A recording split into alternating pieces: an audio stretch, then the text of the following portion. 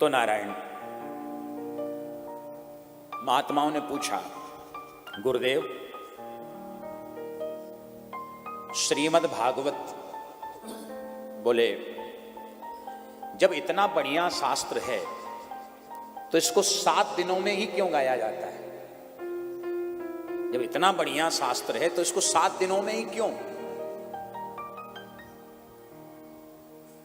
ये परंपरा कहां से प्रारंभ हुई? तब श्री सूत जी महाराज कहते हैं कि ये परंपरा सनकादियों ने प्रारंभ करी। एक बार की बात, श्री नारद जी महाराज घूमते घूमते बद्री विशाल पहुंचे। एकदा ही विशालायाम 4 ऋषयो मला सत्संगार्थम समायाता दद्रसुस्तत्र नारदम। नारद जी जा रहे थे। अब नारद जी जा रहे थे बद्री विशाल, तो रास्ते में नारद जी के बड़े भाई मिल गए, सनक, सनंदन, सनातन, सनत कुमार। अब चारों भाइयों ने जैसे ही नारद जी को देखा, नारद जी का चेहरा बड़ा उदास है। नारद जी ने सनकादियों को प्रणाम किया तो सनकादियों ने नारद जी से प्रश्न कर दिया,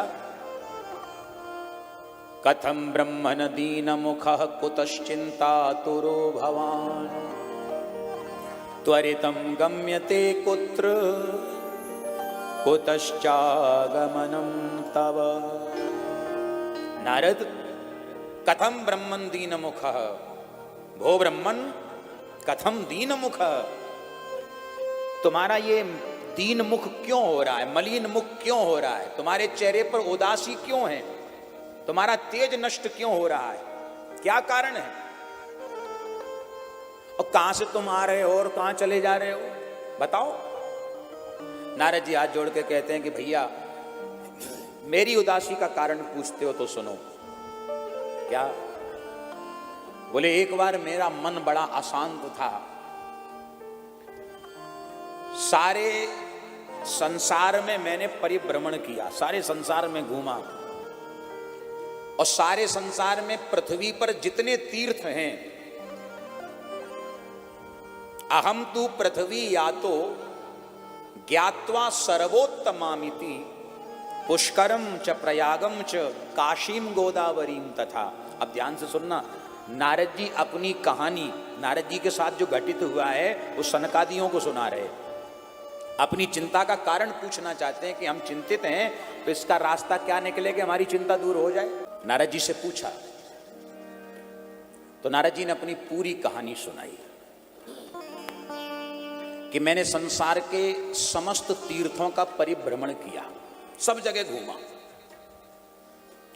हरिक्षेत्र हरिद्वार गया, कुरुक्षेत्र गया, श्रीरंगम गया, सेतुबंध रामेश्वरम गया, पुष्कर गया, प्रयाग गया, काशी गया, नासिक गया, पर मेरे मन को कहीं भी शांति नहीं मिली, विश्राम नहीं मिला। क्यों? क्योंकि जब से कलयुग आया है तब से तीर्थों की शोभा बिगड़ गई, पाखंड बढ़ गया। भागवत में तो यहां तक लिखा है, पाखंड निरता संता। अच्छा, अब यहां यह कहना उचित नहीं है कि संत पाखंडी हो गए, नहीं, संत पाखंडी नहीं हो गए, फिर बोले पाखंडी संत हो गए। उल्टा हो गया। कैसे? समझो, संत पाखंडी नहीं होते। किसी ने किसी महात्मा का चोला पहन लिया, लाल पीले कपड़ा पहन लिया, दाढ़ी रखा ली और सब व्यवस्था, अब कपड़े महात्माओं के पहन रखे और जेब काटता है दूसरों की, और जेब काटता हुआ पकड़ा गया तो जितने लोगों ने देखा सभी लोग एक ही बात कहें कि जेब कट महात्मा, जेब कट महात्मा, जेब कट साधु। अब आप विचार करो, अगर वो साधु है तो जेब कट तो नहीं हो सकता। बोलो राधे राधे। सोचने वाली बात, अगर वो साधु है तो जेब कट नहीं हो सकता। तो फिर बोले वो साधु नहीं है, वो जेब कट है, लेकिन आवरण साधु का पहन रखा है, चोला साधु का पहन रखा है। पाखंड किसे कहते हैं? पापस्य खंड, पाखंड, पाप का ही बड़ा भाई है पाखंड। जो पाप होता है ना, पाप का ही दूसरा भाई है पाखंड। एक संत कहा करते थे कि पाखंड का अर्थ होता है कि जो पालने योग्य साधन है। ध्यान से सुनना, थोड़ी विशेष चर्चा कर रहा हूं, समझे। जो पालने योग्य साधन है उसका जो खंडन करे, जैसे माला जपना, चंदन तिलक लगाना, आरती करना, पूजा करना, पाठ करना, कथा सुनना, ये सब पालने योग्य साधन है। ये सत्कर्म है जो हम करते हैं। दान करना, पुण्य करना, सेवा करना, ये पालने योग्य साधन है। अब इसका कोई खंडन करे, खंडन का मतलब, किसी ने कहा भैया क्या दिन भर तुम हाथ में माला लेके सटकाते रहते हो, क्या मिलता है इसमें? माला सटकाने में क्या फायदा? ये चंदन तिलक लगाने से क्या फायदा? क्यों मंदिर में जाते हो, क्या फायदा? अब समझ में ये नहीं आता, फिर फायदा होगा किससे? जो पालने योग्य साधन है उसका जो खंडन करता है वो पाखंडी है। जैसे कोई आदमी पवित्रता से रहता हो, आज का समय है कि जो पवित्रता से रहता है या पवित्रता का पालन करता है, लोग उसे पाखंडी कहते हैं। जैसे किसी ने कहा भैया हाँ हम ठाकुर जी की सेवा में रहते हैं, हाथ धो के पानी लाना, हाथ धो के पानी लाना। ठीक है भैया, भोजन करने बैठ रहे, हाथ धो के बैठो, ठाकुर जी का भोग लगेगा, अभी जूठा नहीं करना। तो लोग क्या कहते हैं, अरे राम राम राम, हर बात पे टोकता रहता है, तो बहुत बड़ा पाखंडी है। पानी लेके जाओ तो टोकता है, खाने बैठ जाओ तो टोकता है, ये तो टोकता ही रहता है, तो बहुत बड़ा पाखंडी है।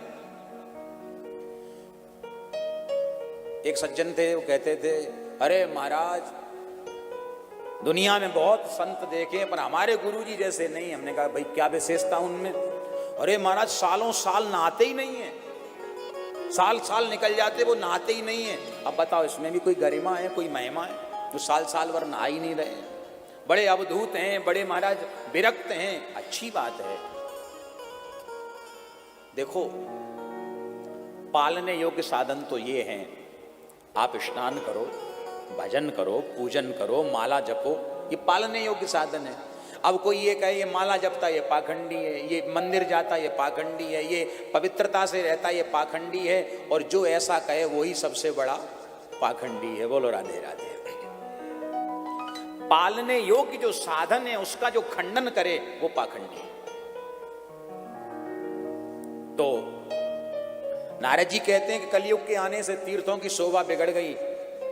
अब मैंने सोचा संतों के आश्रम में जाके देख लिया, वहां भी कोई आनंद नहीं मिल रहा, चलो किसी गृहस्थ में जाके देख लें। तो नारद जी कहते हैं मैं गृहस्थ आश्रम में गया और वहां तो बहुत ही बड़ी गंभीर समस्या। गंभीर समस्या क्या? तरुणी प्रभुता गेहे शालको बुद्धिदायक कन्या विक्रयणो लोभात् दंपतीनां च कलकनम। नारायण नारद जी कहते हैं कि गृहस्थ में जाके मैंने देखा कि तरुणी प्रभुता, तरुणी जो युवा युवती है उसकी मालकी घर में चल रही है, यानी बहू रानी की मालकी घर में चल रही है। बुजुर्गों का काम खत्म।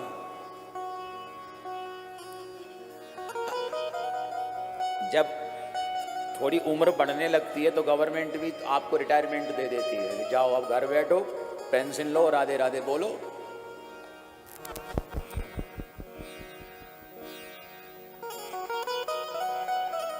सरकार भी बर्खास्त कर देती कि अब घर बैठो। और घर में आए तो बेटा बहू का पावर, उनकी मालिकी।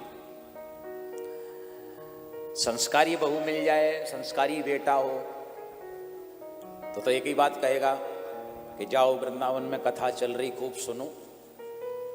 किसी व्यवस्था की कमी है तो हम बैठे हैं, ठाकुर जी की बड़ी कृपा है, आप चिंता मत करो, वृंदावन जाओ। संस्कारी होगा तो। वो अत्याचारी हुआ तो घर से बाहर निकलने नहीं देगा, आपकी जिंदगी को घर में ही नरक बना देगा। कोई सेवा भाव नहीं, कोई प्रेम भाव नहीं। तो नारद जी कहते वही स्थिति मैंने कलयुग में देखी, तरुणी प्रभुता आगे है। घर में युवती की चल रही है, जो बहू है उसकी मालकी चल रही है। अरे घर में बहू की मालकी चले, चलो ठीक है, लेकिन शाल को बुद्धिदायक, साले साहब की सलाह लेकर के कलयुग में घरों में लोग काम करते हैं। साले साहब की सलाह ले रहे हैं घर में। वृंदावन में कहते हैं कि दीवारे बिगाड़े आरो और घर ही बिगाड़े सारो। बोलो राधे राधे। दीवार में अलमारियां ज्यादा हो जाए तो कमजोर दीवार पड़ जाती है। ऐसे ही घर में जब साले साहब की सलाह लेकर के काम होने लगे तो आप समझ लेना कि उस घर का फिर भगवान ही मालिक है।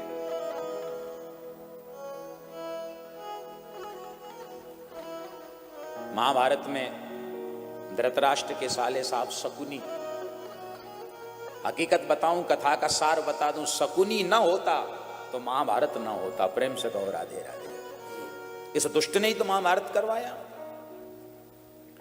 तो कहने का तात्पर्य, नारद जी कहते तरुणी प्रभुता गेहे शाल को बुद्धिदायक। और यही बात खत्म नहीं हुई, आगे लिखा है भागवत में, कन्या विक्रेणो लोभात दंपति नाम च कल्पनम।